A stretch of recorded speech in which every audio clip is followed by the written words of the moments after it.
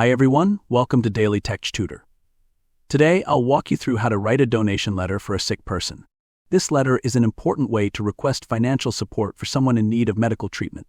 You will start by providing your personal details at the top, including your name, address, contact information, and date. This will be followed by the recipient's details, whether it's an individual or an organization, including their name and address. The subject line will clearly state the purpose of your letter, which is to request support for the medical treatment of the person in need.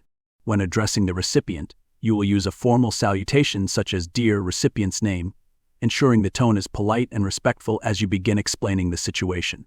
This is your opportunity to effectively communicate the urgency and importance of the request, inviting them to consider offering their support. After that, write, "I hope this message finds you well. I am writing on behalf of sick person's name, who is currently battling." Brief description of the illness. They urgently require specialized medical care, including specific treatment, surgery, or ongoing therapy, which is placing an immense financial burden on their family.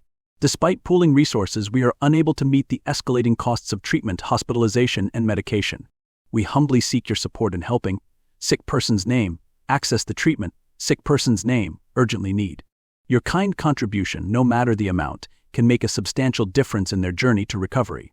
Your generosity will not only provide financial relief but also serve as a beacon of hope for sick person's name and their loved ones.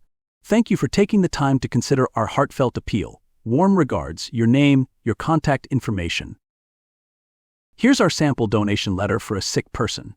You'll notice how it clearly explains the individual's medical condition, the treatment they require, and the financial support needed to cover the associated costs. The letter also includes important details such as how the donation will make a difference in the person's recovery and why their situation is urgent. By following this format step by step, you can create a compassionate and professional donation letter that encourages others to contribute.